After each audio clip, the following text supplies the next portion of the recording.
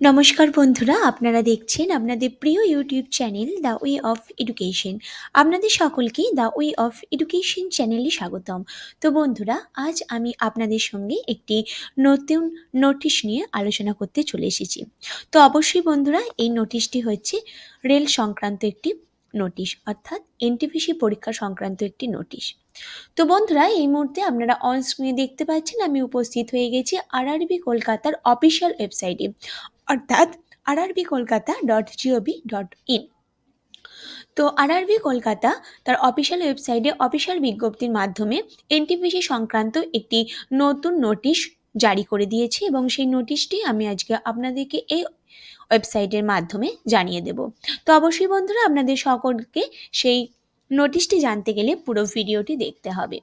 তো বন্ধুরা, আপনারা দেখতেই পাচ্ছেন government of India ministry railway recruitment board Kolkata. তো এখানে বন্ধুরা দেখতে পাচ্ছেন CN1/2019 NTPC under guards category. তো এখানে ক্লিক করলে ইম্পর্টেন্ট নোটিশটি ওপেন হয়ে যাবে। তো আমি আপনাদের ক্লিক করে দেখাচ্ছি। তো এখানে ওপেন হয়ে যাবে বন্ধুরা, ওপেন হয়েই গেছে। তো আপনারা দেখতে পাচ্ছেন বন্ধুরা, CEN01/2019 এনটিপিসি পাবলিশিং ডেট হচ্ছে 20/1/2022, অর্থাৎ বন্ধুরা আজকের ডেটেই নোটিশ অন এনটিপিসি এক্সাম। তো আমি আপনাদের নোটিশটা এবার ওপেন করে দেখাবো, আপনারা শুধু বন্ধুরা দেখতে থাকুন। তো বন্ধুরা, নোটিশটিও ওপেন হয়ে গেছে। তো বন্ধুরা, আপনারা আশা করি জেনে গেছেন যে অলরেডি রেলওয়ে এনটিপিসি এক্সামের কিন্তু রেজাল্ট পাবলিশড হয়ে গেছে। কিন্তু এর পরেও বন্ধুরা অনেক পরীক্ষার্থীদের মধ্যে অনেক সংশয়, নাকি 20 টাইমস স্টুডেন্টসদের পাশ করানো হয়নি। হ্যাঁ বন্ধুরা, এটা সত্যি। কারণ রেলওয়ে এনটিপিসি কী করেছে এবারে, তাদের level wise vacancy 20 times candidate pass করিয়েছে, কিন্তু টোটাল ভ্যাকেন্সি 20 টাইম ক্যান্ডিডেটস কিন্তু পাস করায়নি। তো সেটা নিয়ে বন্ধুরা চলুন আজকে আমি দেখে নেব যে এই নোটিশের মাধ্যমে রেলওয়ে রিক্রুটমেন্ট বোর্ড কী বলতে চাইছে। Government of India ministry of railway recruitments board. দেখুন বন্ধুরা, 1 নম্বরে কি বলছে, number of vacancy 35,282। Graduate are eligible for all vacancies.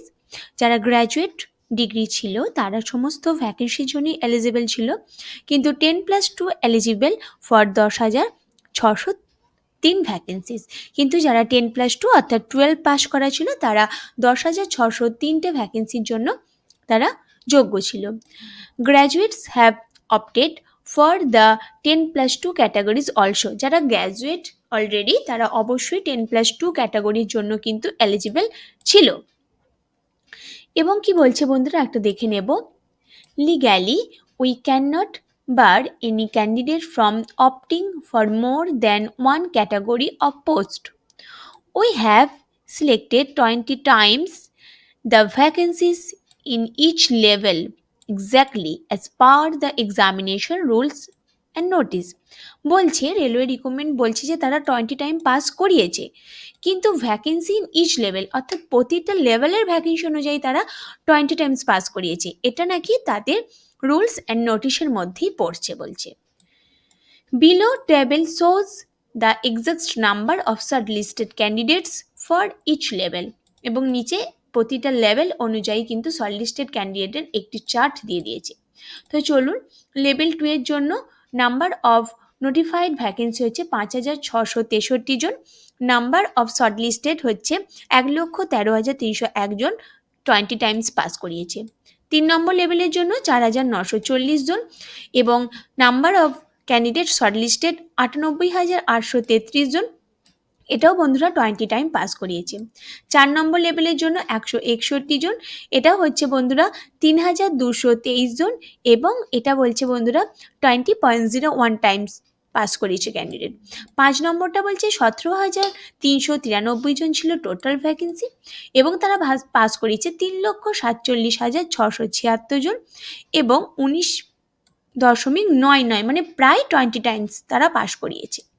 6 নম্বরে বলা হচ্ছে টোটাল ভ্যাকেন্সি ছিল 6 নম্বর লেভেলে 7,124 জন এবং শর্টলিস্টেড হয়েছে 1,42,413 জন। এটাও হচ্ছে 19.99 অর্থাৎ প্রায় 20 টাইমস তারা পাস করিয়েছে।